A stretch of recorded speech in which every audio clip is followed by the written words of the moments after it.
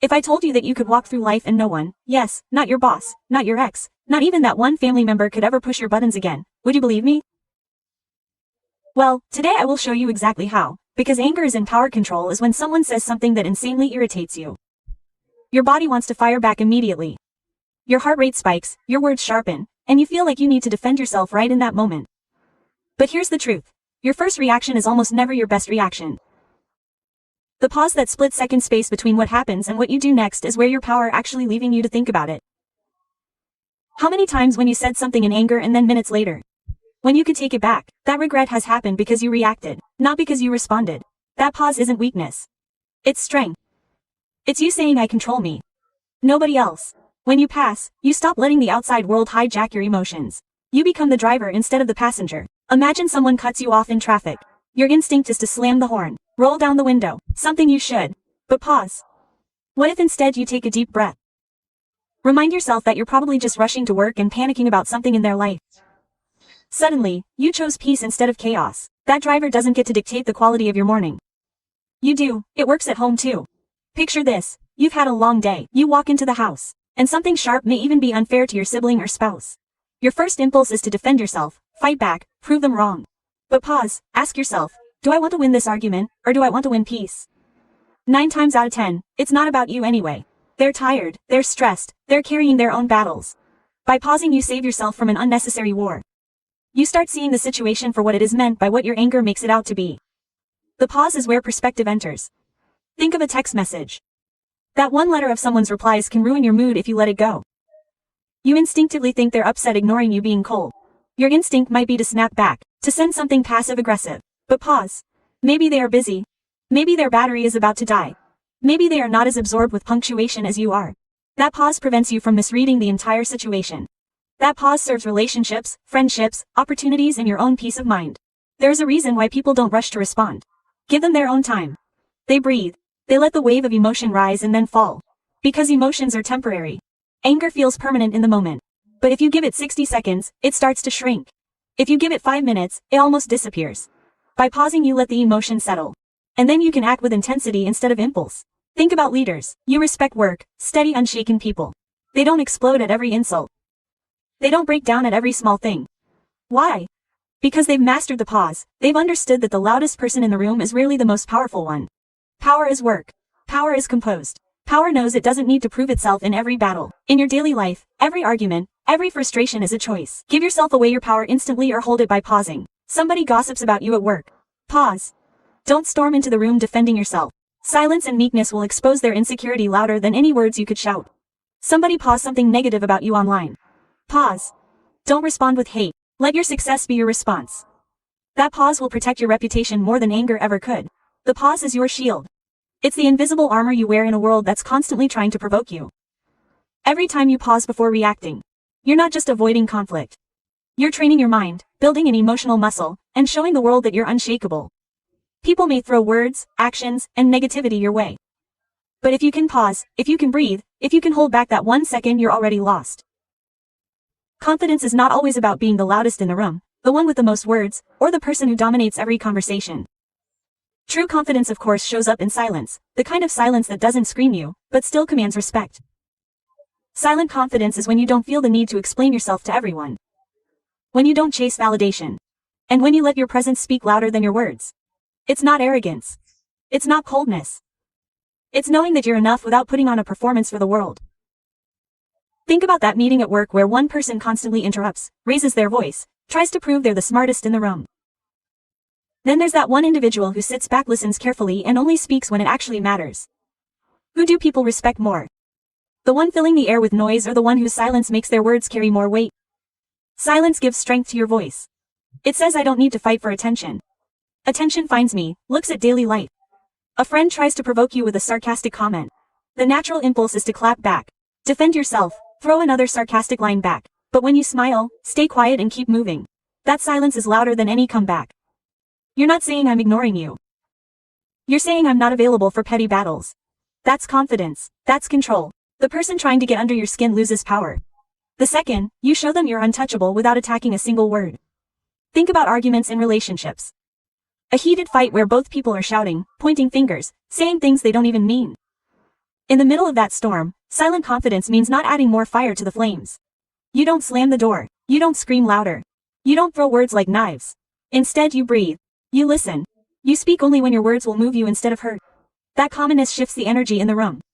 It says, I don't need to destroy you to prove myself. I'm secure enough to hold my peace. Silent confidence is also their ability to walk away without explanation.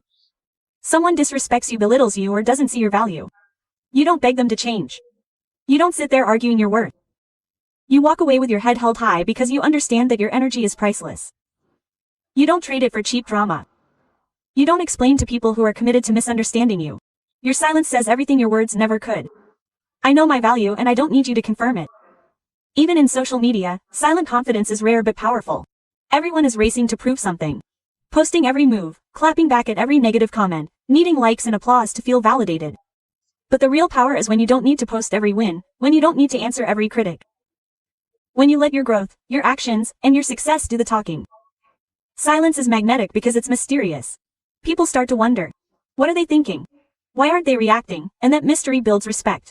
Look at history. Some of the strongest figures didn't always fight with words. They fortified with presence, with action, with discipline.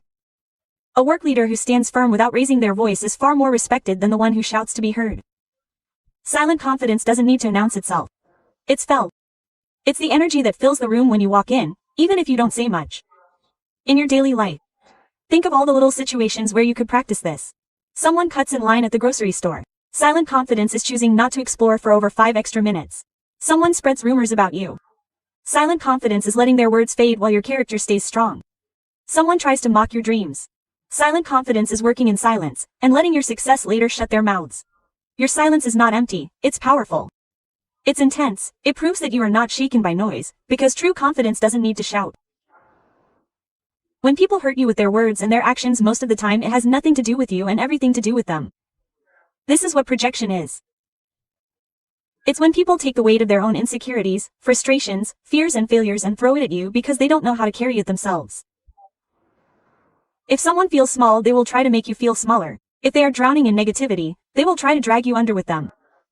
But when you understand projection, you stop taking every attack personally. You realize this is not a reflection of me. This is a mirror of them. Think about that coworker who always criticizes your work even when you've done everything right. They point out the smallest mistakes, make you feel like nothing you do is good enough. At first, it feels personal. But pause and see through it. Maybe they're insecure about their own position. Maybe they're terrified you'll outshine them. Maybe they've never learned how to encourage others because they've never been encouraging themselves. Their criticism is their insecurity dressed up as feedback. Once you understand that their words lose the power to break you. Or consider the friend who constantly teases you about your dreams. You tell them you're starting a business, reading a book or changing careers, and instead of support they laugh. They say things like that will never work or you are not the type to do that. It stings, but if you fall back on them you will see it is not your dream. They are mocking it as their own fear of failure. They project their limitations onto you because they can't imagine themselves succeeding. So they don't want you to succeed either. Their doubt is not the truth, it is a confession of how they see themselves. Even in family life, projection is everywhere. A parent who has never chased their own passions might discourage their child from taking risks. They will say, be practical. Don't dream too big. Stick to what is safe. That's not wisdom. That's projection. They are not really protecting you. They are protecting themselves from living the disappointment of their own unfulfilled dreams. Understanding this helps you separate their fear from your path. You stop inheriting their limits and start walking in your freedom. Projection also shows up in relationships. A partner who accuses you of being untrustworthy for no reason is often struggling with their own guilt or insecurity. A person who consciously calls you selfish might be the one who never gives. The louder they accuse, the clearer their reflection becomes. When you understand projection, you stop defending yourself against false charges. Instead, you see their words as windows into their own unresolved battles. Look at social media. Strangers throw hateful comments, calling people ugly, talentless, or fake. You might wonder why someone would waste time doing that. But hateful comments are not born from joy. They are born from pain. People who are fulfilled don't spend late nights steering others down. That negativity is their own self-hate spilling outward, hoping to stick to someone else. The truth is they are not disgusted with you. They are disgusted with themselves. Understanding projection is like wearing emotional armor. The insults still come, but they don't pierce you anymore. Instead of thinking, why are they attacking me? You begin to think what wound in them is speaking right now. That shift changes everything. You go from being offended to being aware. You go from being reactive to being untouchable. When you recognize projection in your daily life, you gain freedom. The freedom to not take things personally, the freedom to not carry weights that don't belong to you. The freedom to walk confidently even when arrows are being thrown your way. Because at the end of the day, someone else's words can only define you if you accept them as truth. When you know who you are, when you understand projection, you can look at the hate, the jealousy, the criticism, and simply say, that's not your mind to carry. Reacting is easy, it's instant, it's emotional, it's raw. It's what happens when someone pushes your buttons, and you fire back without thinking. Responding, on the other hand, is deliberate. It's intentional, it's measured. It's not about suppressing your feelings, but about mastering them. The difference between reacting and responding is the difference between spilling gas on a fire or slowly pouring water over it. One escalates. The other diffuses, when you learn to respond instead of reacting. You stop letting other people dictate your behavior and you start living from a place of clarity and control. Think about a simple situation. You're driving and someone cuts you off recklessly. Your instinct is to slam the honk, yell, or maybe even chase them down to prove a point. That's the reaction. Fast, angry, and pointless. But what does that reaction give you? A rude mood, maybe a dangerous accident, and for what? To prove to a stranger, you will never see again, you're right. Responding looks different. You take a deep breath. Remind yourself that their driving says more about their chaos than your worth, and you let them speed off. You don't lose your peace over someone who has no role in your life. That's power, choosing not to let every trigger control you. In relationships, reacting is of course what causes the deepest wounds. A partner makes a careless comment. And before you even process what they said, you snap back with something twice as harsh. Now the fight isn't about one small mistake. It's about 10 new insults created by reactions. Responding shifts the dynamic. Instead of immediately attacking, you pause your thought and then you say, what you said hurt me. Can we talk about it? That response does not ignite war. It builds understanding. It shows strength, not weakness. The strongest person in the room is not the one who shouts the loudest, but the one who can stay composed and communicate clearly. At work, reacting can ruin your reputation in seconds. Imagine your boss criticizes your project unfairly during a meeting. The reactive part of you wants to defend yourself immediately. Maybe even less out and insult them. But that one outburst could brand you as unprofessional forever. Responding, however, is taking a breath, listening fully, and later saying, I appreciate your feedback. I would like to discuss specific areas where I can improve. That response makes you look complacent, intelligent, and capable of handling pressure. People respect responders. They distrust reactors. In friendships, reacting of any means, jumping to conclusions. Your friend doesn't answer your call, and instantly you react. Assuming then ignoring you that they don't care, that you're not important to them. So you send a passive-aggressive text. But later you find out they're dealing with a family emergency. That reaction doesn't only hurt the friendship, it reveals your lack of trust. A response would have been patience. A response would have been sending a kind message like, hey, I hope everything is okay. I'm here if you need me. That response builds bridges instead of burning them. Responding doesn't just protect the relationship. It protects your peace of mind. Reacting is like giving away to your emotional steering wheel to ever poke at you. If they're angry, you're angry. If they're negative, you're negative. You surrender control of yourself. Responding means you hold that wheel. No matter what comes your way, you decide your direction. You choose whether to engage, whether to ignore, whether to let it in or let it go. That's emotional freedom. Daily life offers endless opportunities to practice this. At the grocery store, someone cuts in line. Reaction. You start an argument in front of everyone. Response. You either let it go because 5 extra minutes won't kill you, or you politely say, excuse me, I was here before. Same situation, different outcome. Because you chose to act with clarity instead of impulse. Even online, the temptation to react is constant. Someone leaves a hateful comment under your post. Reaction is typing back and insulting, fueling their negativity and letting them see they got under your skin. Responses are either silence because silence staff trolls, or replying with grace, showing that their hate can touch your peace. People watching won't admire your club back. They will admire your composure. Responding is also about thinking long-term in the short term. Reactions serve the moment, but responses serve the future. A reaction might feel good intentionally. It scratches the itch of your anger. But a response feels good later when you look back and realize you kept your dignity, your relationships, and your self-respect intact. Imagine your child spills juice all over your new carpet.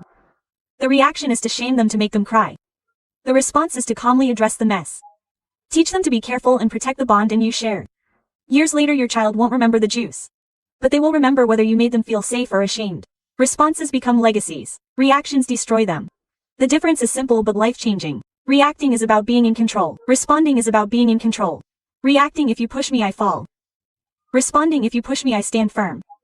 Reacting is fire to fire. Responding is fire to water. Reacting is temporary power that burns out quickly. Responding is lasting strength that people never forget. Every moment in life is an invitation. Will you react or will you respond? One drags you into chaos. The other lifts you above it. One makes you a prisoner of other people's moods. The other makes you the master of your own. And the person who learns to respond and not react becomes unstoppable. Work in storms, steady in battles, untouchable in chaos.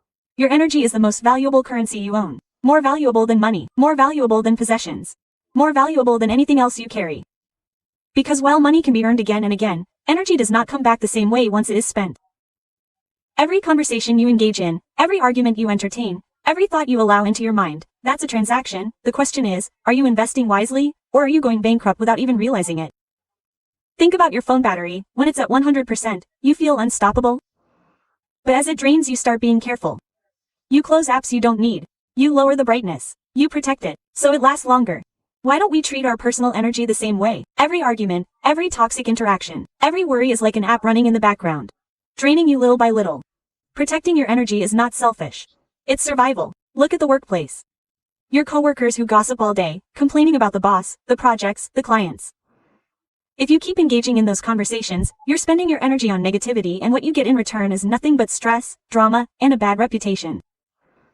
But if you protect your energy, you step away, you focus on your goals, you save energy for something productive. Suddenly, instead of feeling drained at the end of the day, you feel accomplished. That's a good investment. In relationships, energy is often wasted on trying to fix people who don't want to change.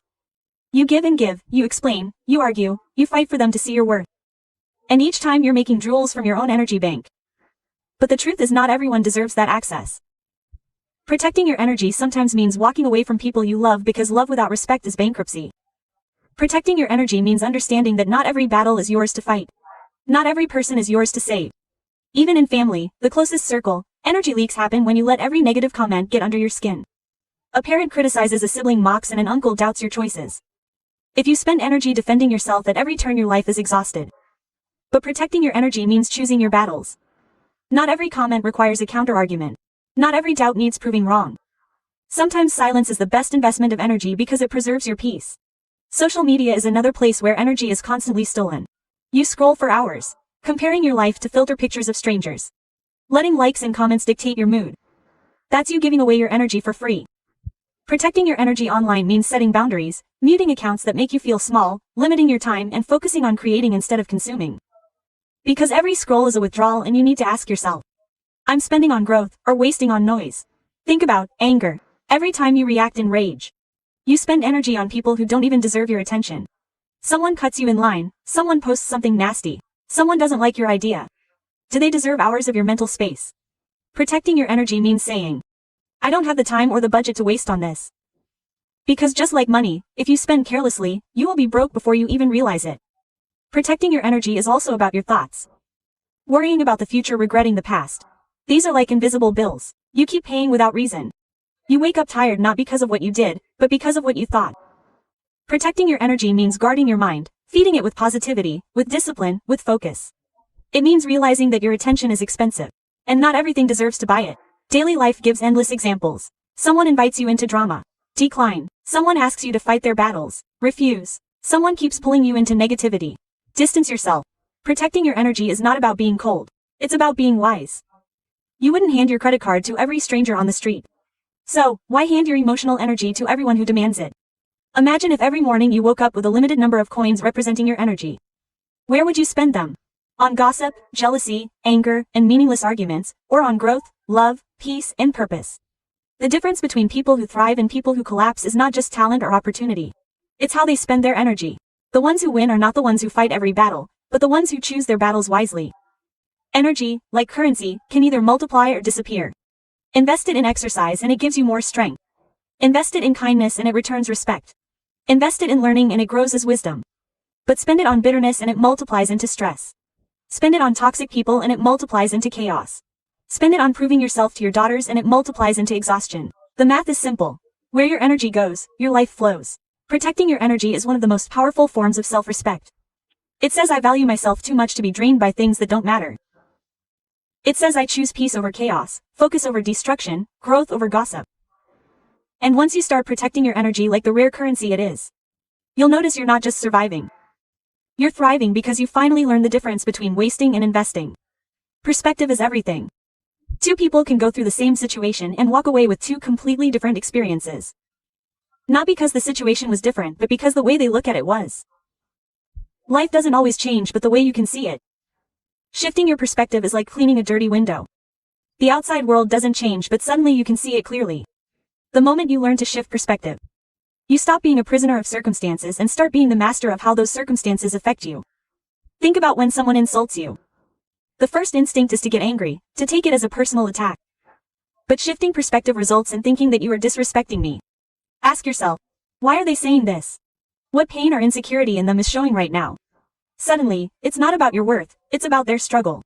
That shift saves you from carrying anger that was never yours to know. Consider failure. You start a project and it falls apart. You put your heart into a relationship, and it ends. You give your best to a goal and you fall short. The normal perspective says I am a failure. I am not good enough.